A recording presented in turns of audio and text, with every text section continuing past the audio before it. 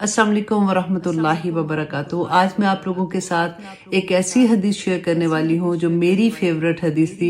जब मुझे अपने हस्बैंड से कुछ मांगना होता था तो मैं उनको यही हदीस सुनाती थी और ऑनेस्टली इट रियली वर्क्स। हजरत अबू हुरैरा रदियल्लाहु अन्हु बयान करते हैं कि रसूलुल्लाह सल्लल्लाहु अलैहि वसल्लम ने फरमाया, एक वो दिनार है जिसे तू जहाद में खर्च करता है, यानी अल्लाह की राह में खर्च करता है। एक वो दिनार है जिसे तू किसी की गर्दन आजाद करने में खर्च करता है। एक वो दिनार है जिसे तू मस्कीन पर सदका करता है, और एक वो दिनार है जिसे तू अपने बीवी बच्चों पर खर्च करता है। इनमें सबसे ज्यादा अजर उस दिनार का है जो तू अपने बीवी और बच्चों पर खर्च करता है। मुझे हजरत साद बिन अबी वकास रदियल्लाहु अन्हु रवायत करते हैं कि रसूलुल्लाह सल्लल्लाहु अलैहि वसल्लम ने उनसे फरमाया कि तुम जो कुछ भी अल्लाह की रजा के लिए खर्च करते हो तुम्हें उसका जरूर अजर मिलेगा, हत्ता कि उस लुक्मे पर भी जो तुम अपनी बीवी के मुंह में डालते हो। असल में ये हदीस उन लोगों के लिए है जिनके पास इतना माल नहीं हो कि वो अपने माल को दूसरों पर सदका कर सके, क्योंकि सहाबा जो थे वो बहुत इस बात के हरीस होते थे कि वो लोग जिनको अल्लाह सुब्हानहू तआला ने बहुत अता किया हुआ है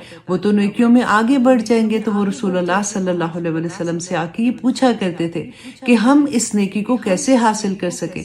तो उनको तसल्ली देने के लिए रसूलुल्लाह सल्लल्लाहु अलैहि वसल्लम ने फरमाया कि तुम जो कुछ भी अपने बीवी और बच्चों पर खर्च करते हो वो भी सदका है। इसमें गरीब सहाबा की बात तो एक साइड पे कर दीजिए, ये तो हर मुसलमान के लिए पैगाम है कि अल्लाह की राह में वो जो भी खर्च करेंगे अल्लाह सुब्हानहू तआला उसको उसका अजर देगा। अल्लाह सुब्हानहू तआला हमें सबको दीन पे अमल करने की तौफीक अता करे।